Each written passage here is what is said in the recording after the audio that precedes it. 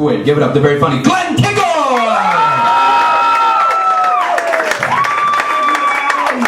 Thank you, That's true. Adam and I are actually friends. Like, a lot of the times hosts and comedians just lie and say that they know each other. Adam's really great. He's one of my favorite people to work with. He knows more about you guys than I know about my actual friends and family. Like, I found out tonight that my dad was married 35 years. He was the guy in the back who lost in the death match. R.I.P. Bill Tickle. That's my real name, by the way. Like Adam said, my name is Glen Tickle. That's not a fun comedy name. That's not me trying to be clever. It's my name. It's my real given name. It's on my birth certificate. It's on my driver's license. That's the name I have to use in my everyday life when I meet other adults, and that's hard. I used to be a substitute teacher. Yeah, it's miserable. It's a terrible job when your name's not stupid. I had to get up every morning and write Mr. Tickle on the board.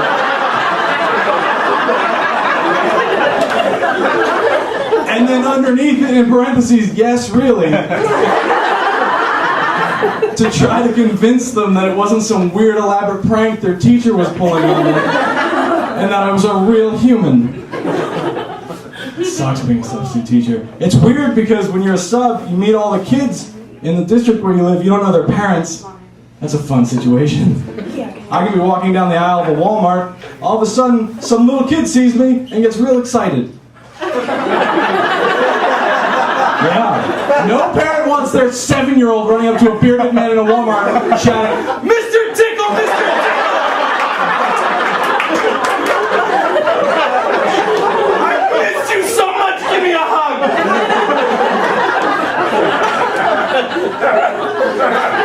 I'm not allowed in Walmart anymore. You guys, the longest subbing job I ever had, I used to be a substitute preschool science teacher for a year. Yeah. When people find that out, they're like, preschool science? What are you going to teach preschool kids about science? Fucking anything I want, guys. They're 4. They know literally 0 things. Doesn't even have to be true. I'm taller than them. They'll believe anything I say. I had to teach them about the planets.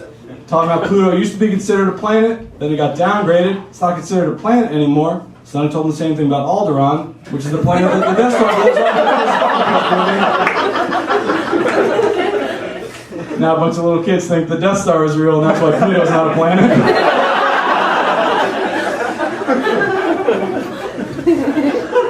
We have a bright future ahead of us, America. You're welcome. The other thing that's hard being a preschool science teacher is that, look, I don't want to brag, I'm a lot smarter than 4-year-olds. I don't want to sound like I'm big time you all. I know more than someone with 0 education. So if a little kid would ask me a question, they'd be like, "Mr. Tickle, why is the sky blue?" I know the answer. I don't know how to explain it to a 4-year-old. So when a little kid's like, "Mr. Tickle, why is the sky blue?" "Oh, because as light enters the atmosphere, it gets refracted through gases, primarily nitrogen and argon. Then through a process known as Rayleigh scattering, the blue light gets sent out in all different directions while other wavelengths pass through the light." You're 4 years old, you don't know how this works, me! Magic! The sky's blue because of magic. I don't know. Look, stay in school, kid. We'll figure this out together eventually. How do you explain Rayleigh scattering to someone who doesn't know anything? You guys didn't even know what I was talking about. 4-year-olds. I'm not a substitute teacher anymore. I'm out of the game. I write and do comedy full time now. I also have a 2-year-old daughter of my own at home, which is exciting. Little cutie pie. Thank you, one person who cares about my daughter.